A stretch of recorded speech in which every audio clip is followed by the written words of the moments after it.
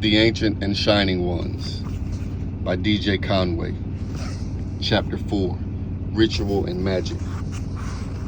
Webster's 7th New Collegiate Dictionary lists religion as the service and worship of God or the supernatural, a personal set of institutionalized system of religious attitudes, beliefs, and practices, a cause, principle, or system of beliefs held to with order and faith.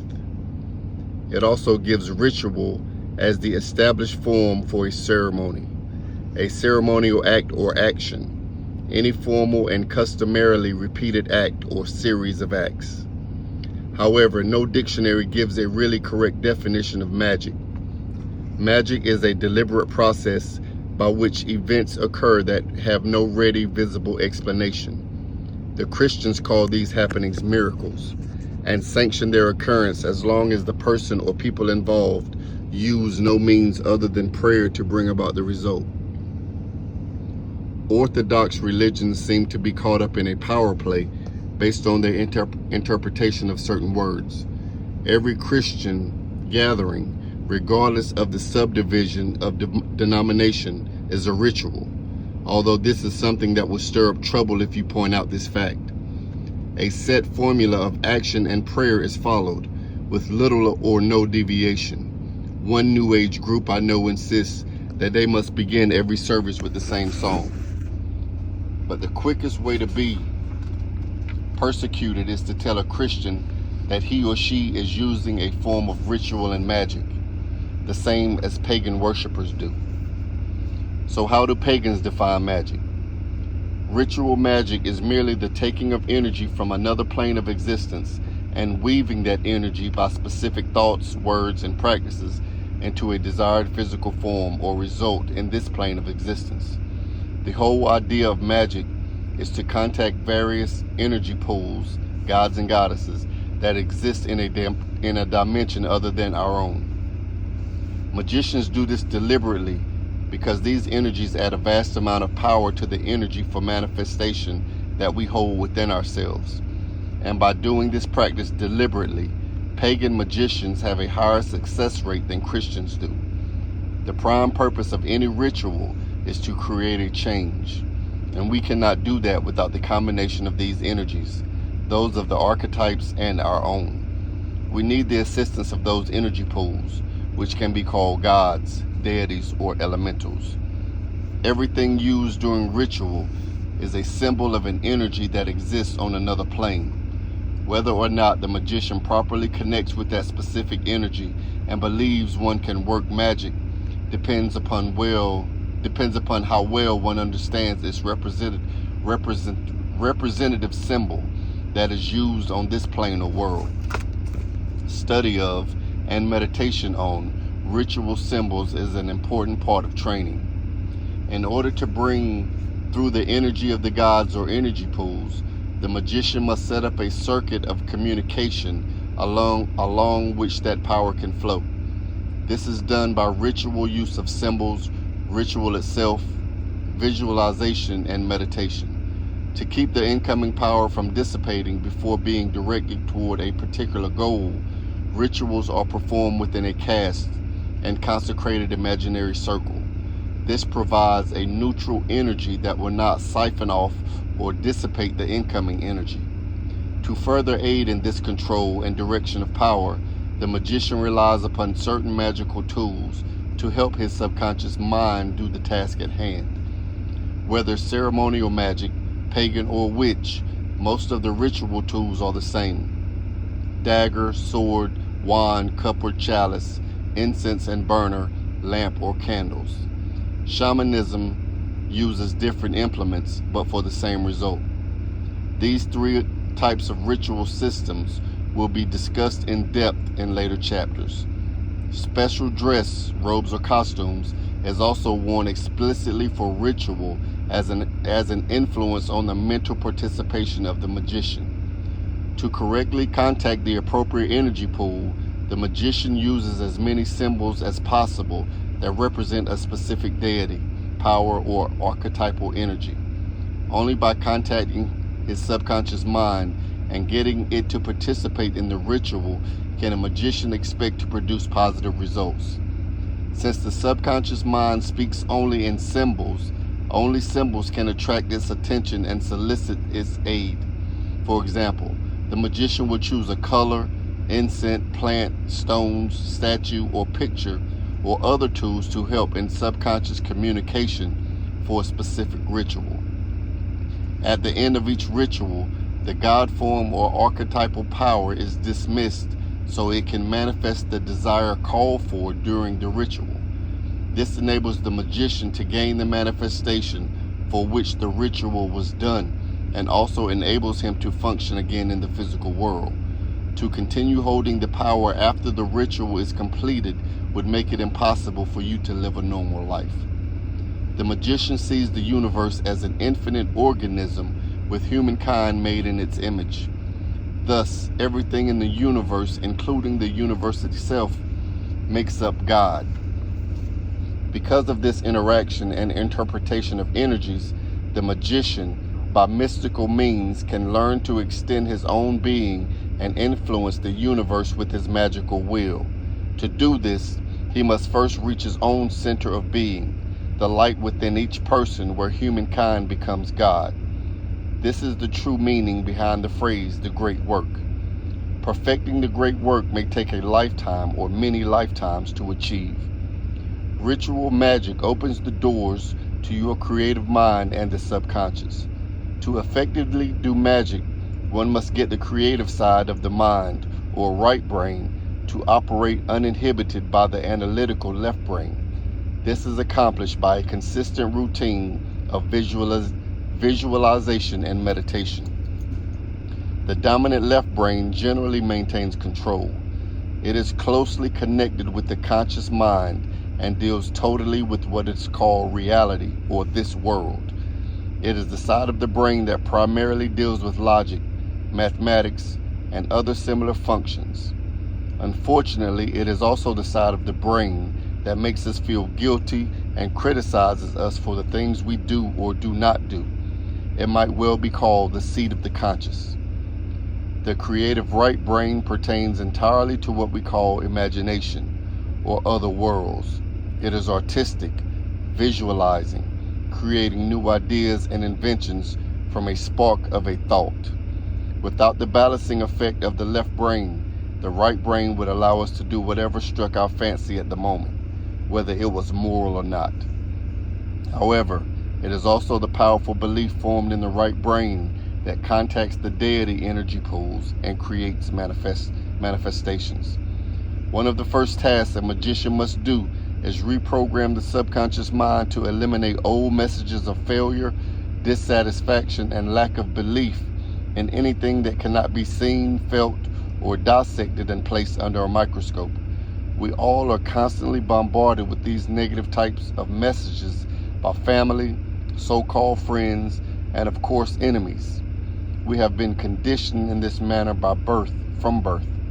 That is why it is so important that friends and companions be chosen carefully, whatever age you are. Ideas for limitations and failures must be kept to a minimum, whether this pertains to goal planning or ritual. This programming can be changed into positive actions with certain techniques during meditation, such as visualizing yourself surrounded by white lights or white light, and then dropping your problems and problem people down an imaginary well. During ritual, the left brain is lulled into a false sense of control by the chants, tools, candles, and movements. All of these tangible, logical things lead it to believe that everything is normal and explainable, that nothing illogical is happening. The left brain becomes so involved that it forgets to monitor the runaway creativity of the right brain. At the same time, these tools and activities become symbols to the right brain for use in its creative work. The left brain does not like emotion. Emotion is not logical, but emotion is of vital importance in ritual and magic. Unless you are emotionally involved, unless you really care about getting results, you may as well spend your time reading a book or watching a movie. Fluctuating emotions have no place in true magic, but controlled emotions are vitally necessary. The more emotionally involved you are, the more effective the manifestation. The trick is to release that emotion at the end of the ceremony. To work effective magic, you must believe you can cause things to happen, that you have the power within yourself to change your life. Until you can reprogram your subconscious mind to believe this, manifestations will take longer to come into being. To begin making the changes needed to do magic, you must start by working on your hidden or inner self. You must change bad habits, negative thoughts of yourself, lying, cheating, stealing, broken promises, addictive lifestyles, whether drugs, alcohol, temper, uncontrolled sex, or other negative problems. As you begin to create these changes, you will find that you will like yourself better and that magical results flow more freely.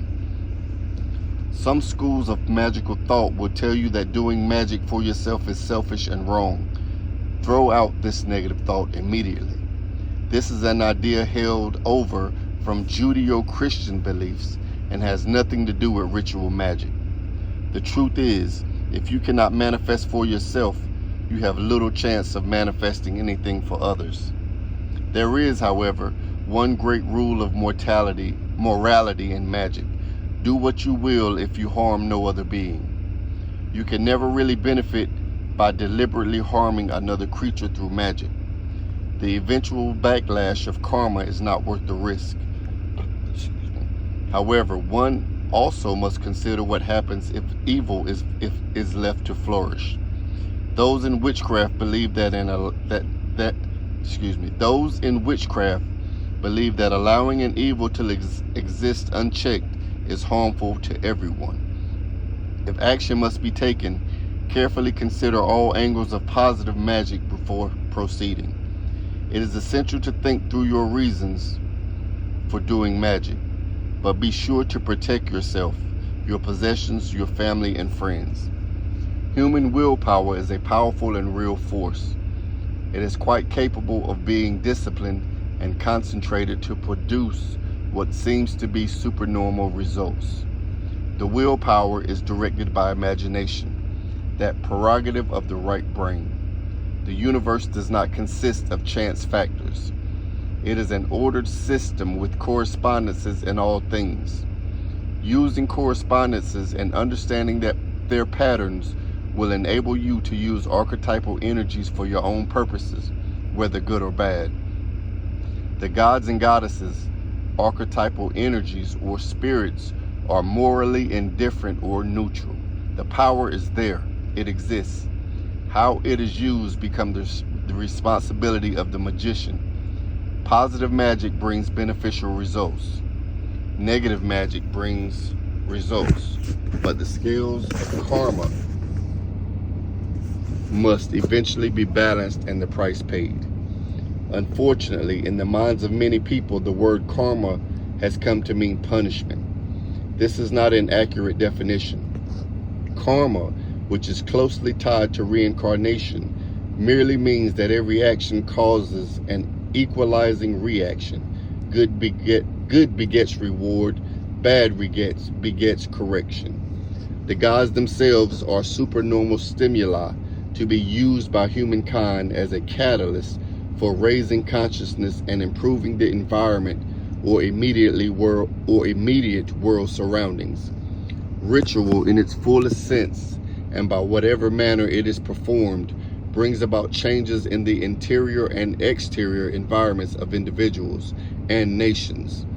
Knowledge of this action and reaction is why magicians often work on global issues as well as their own immediate needs. This is also why the Orthodox churches and religions fight so hard against pagan religions. They do not want to change the existing condition. Change would strip away their power because there would no longer be a need for their stultified methods.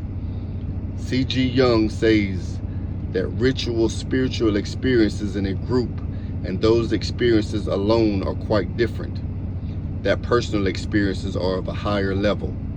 This is entirely possible, particularly if a group particularly if group members are not all committed to a high level of morality and purpose. This is why most magical ritual groups carefully screen applicants for membership. Disruptive people can either siphon off the energy for themselves or create such chaos that ritual achieves no positive results. The whole idea behind participating in a ritual or even entering a sanctuary, even a Christian, Hebrew, or Muslim one, is to reach a state known in India as the other mind. During this sacred drama, the participants are both audience and performers, thus activating areas of the mind that are not used during everyday activity. This game, as it might be called, frees our minds and spirits from the bonds of theology, which pretends to know the laws of the gods. It also frees us from the bonds of logic of the left brain so we can go beyond the known areas of human physical experience. The power of belief is more potent and active than the object or system believed in. Every magician, sooner or later, discovers that the archetypal energy pools, or gods, exist in a myriad of forms and patterns. Only political religions argue over the gender or will of deities. An effective magician goes beyond these petty, control-centered discussions, seeking only a specific aspect of archetypal energy to raise his consciousness and create environmental changes to better the world. There is no basis, not even in nature herself, for belief is in only a male god. This tenet serves only to justify male control of social institutions. The same applies to the chosen people syndrome, where everyone who does not profess belief in a specific religion or lack of it, as in communism, is damned in evil. The reasoning of this syndrome excuses its followers from recognizing the humaneness of dissenters and treating them as they would treat their own members. Ritual is essential to humankind. We cannot live productive lives without it. The drive to perform it, in whatever manner we choose, appears to be embedded deep within our collective unconscious. It is a logical path for humans to take in seeking either the inner self or the gods. And magic, the using of invisible, intangible powers, is a natural offshoot of ritual. The words a person uses to describe ritual and magic will often be different, according to their racial or religious background. But in the final analysis, the words will mean the same thing. All peoples, all religions performing ritual and magic, however much some of them vehemently declare they do not. Let me read that again. All peoples, all religions perform ritual and magic, however much some of them vehemently declare they do not. It is perfectly permissible and desirable for you to compose your own rituals or rework old rituals. Our world is not the same as it was 1,000 or even 100 years ago. Change equates with growth. Some people do not feel comfortable working with ceremonies that use ancient-sounding languages. They can only get into the rhythm of magic if the wording is in the modern vernacular. For others, modern verbiage throws them off stride. They need the more ancient formality to lift their thoughts and emotions above the everyday and commonplace. By all means, feel free to worship in the style that works best for you. If you are not certain of your personal preference, try rituals in both styles. You may discover that you can use either type, depending upon the ceremony being performed. Whatever wording feels right for you is the style to use. The same applies to the use of ready-made rituals. As long as you incorporate certain aspects of a ritual, there is no reason you cannot write your own. This often becomes necessary when you have definite personal goals in mind and are unable to find anything that fits your needs. After all, at the very beginning of all religions, someone had to write the first rituals. However, there are a few guidelines that should be observed when composing rituals and ceremonies. First of all, do not mix pantheons. If you feel that you want to use the name of Isis, for instance, then write the ceremony with an Egyptian flavor, using the names of other Egyptian deities, if they are necessary. Do not use the name of Isis and Odin together, or Isis and Lug. You want to use your subconscious mind to get a compact, orderly message that you are changing levels of vibration, that you are turning off your ordinary existence and moving into the realm of magic. This continuity must include symbols, robes, if any, and the whole general atmosphere of the ceremony. As always, there are exceptions to the rule, but these must be carefully calculated and controlled. Dion Fortune gives excellent examples of the mixing of pantheons in her books, The Sea Priestess and Moon Magic. In Salutations and Praise to the Goddess, Dion Fortune lists the many diverse names by which the goddess is known. The worshipper is acknowledging the honor given to the goddess by all cultures, but dwelling upon the unchanging basis attributes of her power. Each ritual should have an opening, middle, and ending, or in oversimplified terms, praise, petition, and thanksgiving. Depending upon the ritual system used, see later chapters on specific systems. The magician may cast a circle, set the watchtowers, call upon power animals, ancestors, certain deities, or nature spirits. Some magicians may not adhere completely to just one magical system. Rather, they are eclectic in nature, using different systems at different times for different projects. According to personal inclinations and whether a magician works solitary or in a group, one might include music and dance for an emotional response, intellectual exercises to stretch the mind, or spiritual contemplative devotions, prayers, chants, invocations, any physical or mental activities that enable the magician to engage the subconscious mind can be worked into the writing of such rituals. Sympathetic magic includes probably some of the easiest ritual to do. Unfortunately, the widest known examples of sympathetic magic is the sticking of pins in a doll or puppet that represents a person. The idea being that the named person will feel pain in the area where the pin is stuck.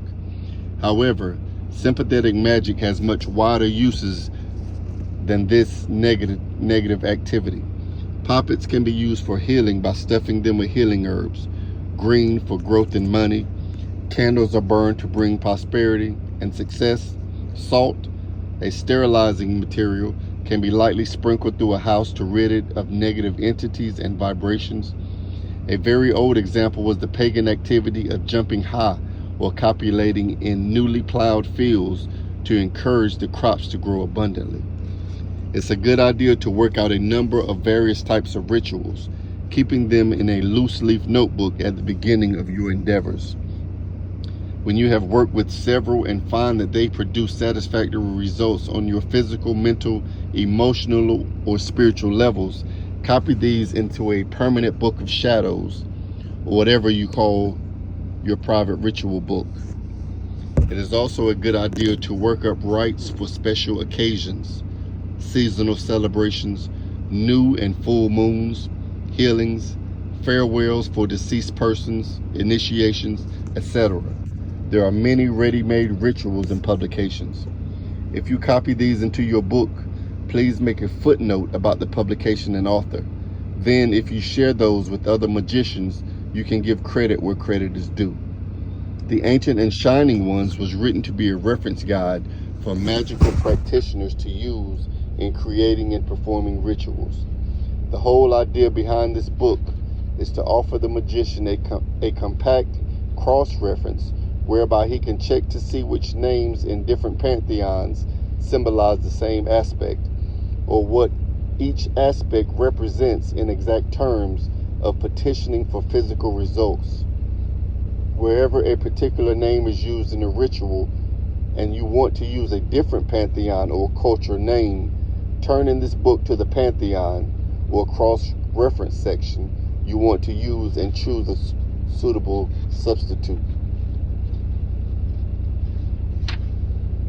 It is also a good idea to use either one of the planetary tables or Kabbalistic tables as a guideline to help in setting up rituals.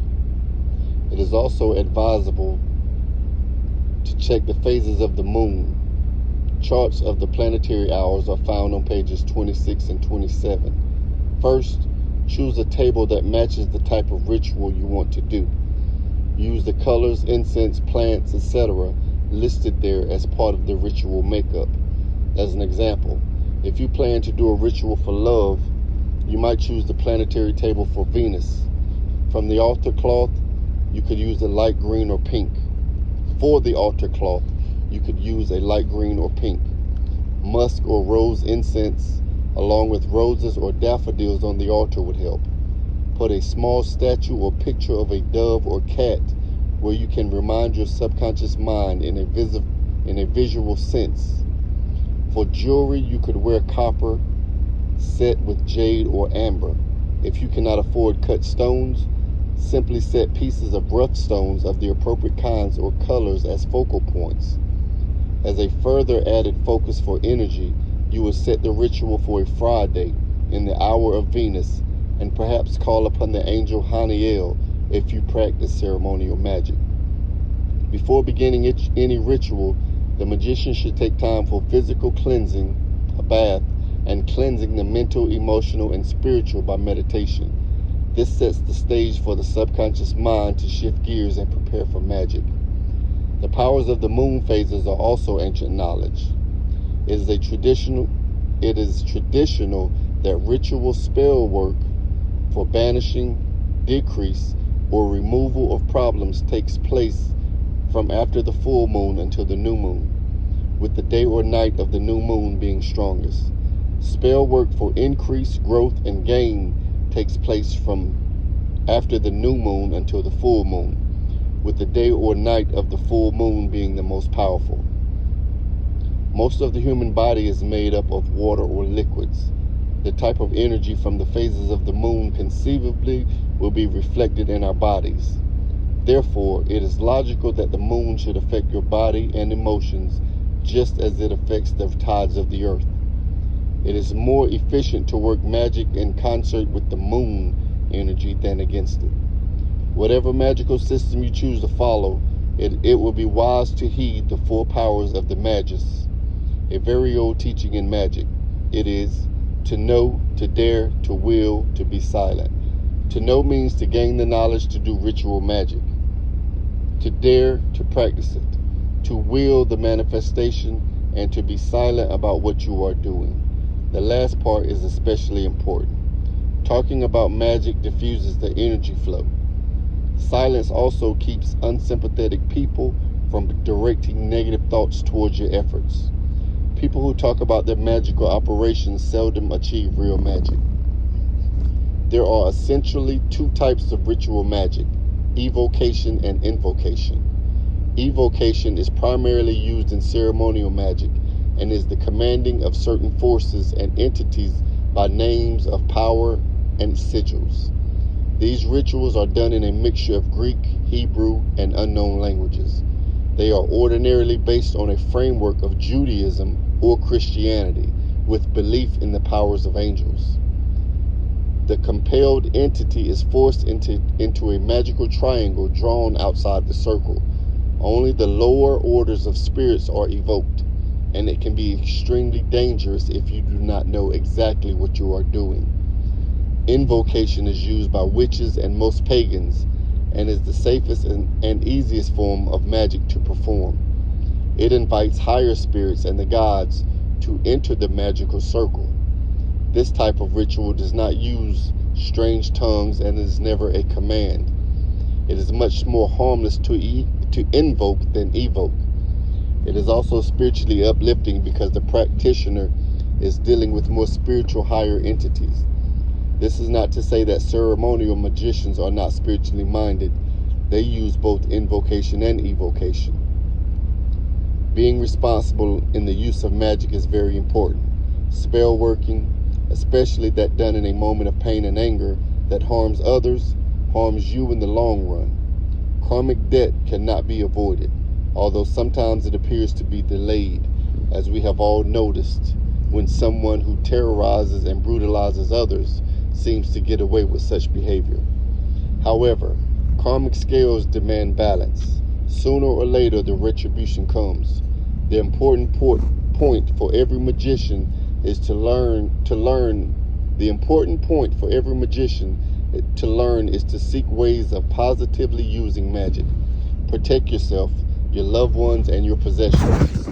Refusing to protect yourself only opens you to more of the same treatment. For example, if you must deal with the harassing landlord, you can spell for another, better place to live. The landlord's karma will balance itself.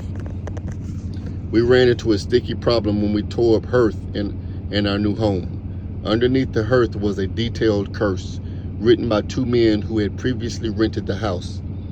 I took the paper to my altar and had a long talk with the goddess about the problem. I did not specify any punishment, only the protection of my family, pets, and property. Then I carefully built a mental brick wall around the property and burned the paper in my cauldron. Several weeks later, we heard of the harsh fate that had befallen the two men in question. It just does not pay to threaten a magician. They have friends in high places. Ritual can be any predetermined performance by a person, whether or not one calls oneself a magician with a specific goal in mind. The goal can be physical, mental, emotional, or spiritual. Everyone performs rituals, from brushing their teeth in the morning to worship of a deity. To use a ritual to gain the best result requires dedication and determination on the part of the individual. Each ritual, whatever its goal, needs to be personal and planned. The responsibility for the results lie with each practitioner.